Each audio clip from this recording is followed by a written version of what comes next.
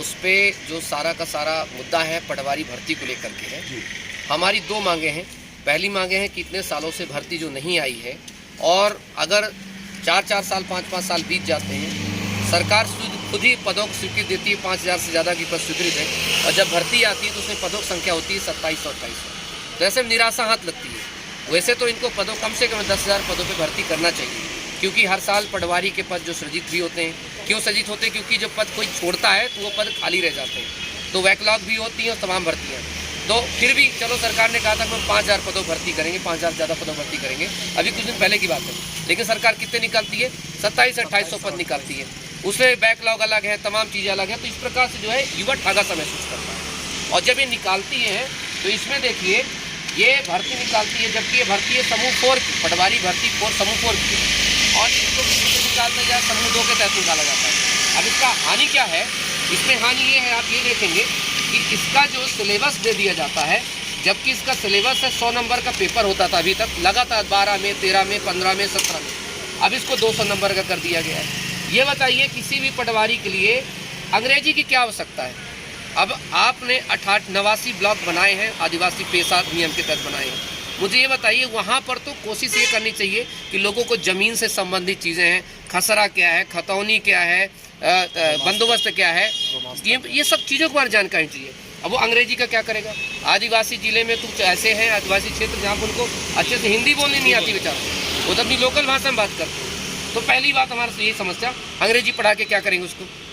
दूसरी समस्या यहाँ पर है, आपने सामान्य प्रबंधन यूपीएससी, पीएससी, ग्रुप 2, ग्रुप 1 की क्लास के लिए होता है सामान्य प्रबंधन। पटवारी को सामान्य प्रबंधन सिखा के आप क्या करेंगे? हमें नहीं कहते आप 200 नंबर का पेपर लो, लेकिन लॉजिक भी डालो, ग्रामीण अर्थव्यवस्था डालो, पंचायती राज डालो, पेशा अधिनियम डालो, एलआर डालो, आईआर डालो, कुछ चीज़ें डालो, भू राजस्व डालो, हमें कोई तकलीफ नहीं है। लेकिन कम से कम सिलेबस ऐसा होना चाहिए जो कि परीक्षा के दृष्टिकोण से अच्छा हो। तो ये हमारी मांग है। और ऐसी बात नहीं, ये भारत मध्य प्रदेश सरकार का ही जीएडी विभाग कहता है, सामान्य प्रशासन विभाग कहता है।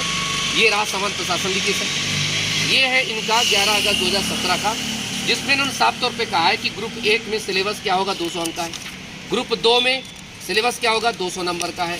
ग्रुप 3 में कितना सिलेबस होगा, यहाँ से शुरू, ग्रुप 3 से 100 नंबर का। देखिए अब आता है हमारा ग्रुप 4 में कितना है, हमारा 100 नंबर का सिलेबस हमारा। अब इसी में देखिए, इसी ग्रुप 4 में है पटवारी, यही सरकार का ही आदेश है। ये समान ज्ञान, समान हिंदी, समान अंग्रेजी, समान गणित, समान अभिरुचि, समान कंप्यूटर ज्ञान, इन्होंने समान अभिरुचि के पंचायती राज ग्रामीण डाल दो, नहीं तो ये चीज़ डाल। तो हमारा जो पूरा जो विरोध है, और सभी तो हमने ज्ञापन दिया है और सरकार को और सीधे मुख्यमंत्री जी को यहाँ बंगले में, कि इस पर जो है तुरंत कार्रवाई की जाए, क्योंकि जनवरी से फॉर्म भरे जाएंगे और अभी इसमें बदलाव हो सकता है।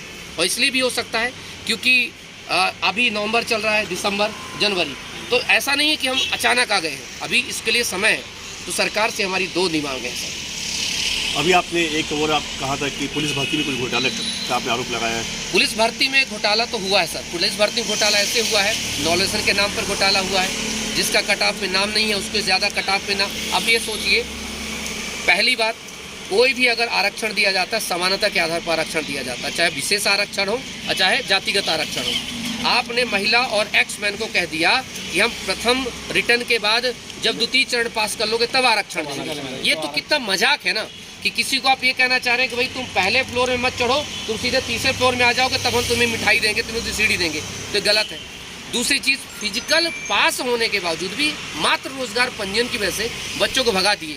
उसी को लेकर के हम लोगों ने पिटीशन लगाई थी, 2 पिटीशन लगी है। ग्रुपराज सर की पिटीशन में उन्होंने 15 बच्चों को लाई थी, 22 बच्चों की पिटीशन मैंने लगाई है। और इसके अलावा 60 लड़कियों की पिटीशन हमने लगाई, जिसकी सुनवाई कल है, जिसमें ऐसी महिलाएं, सामान्य वर्ग की महिलाएं जिनके कट ऑफ से ज़्यादा नंबर है, कट ऑफ गया है 67.5, लेकिन उससे ज़्यादा नंबर होने के बावजूद उनको फिजिकल के लिए नहीं बुलाया गया।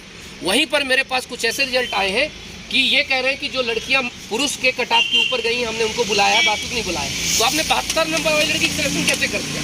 ये अपने आप में सवाल, ठीक है। और वो कोई लड़की टीआई की लड़की है, कोई लड़की एसआई की लड़की है, तो क्या इसका मतलब ये हो कि अब अगर पुलिस भर्ती में जॉब पाना है किसी बच्ची को, तो आपके बाप को, आपके दादा को पुलिस में होना पड़ेगा? क्या हम ये मान लें?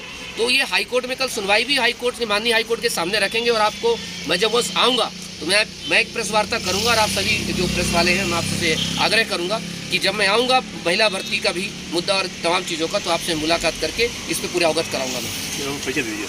मैं मध्य प्रदेश बेरोजगार युवा संघ अध्यक्ष हूँ और इससे मैं दिनेश सिंह चौहान अधिवक्ता उच्च न्यायालय जबलपुर, इसके अलावा world human right protection commission का मैं नेशनल वाइस प्रेसिडेंट भी हूँ।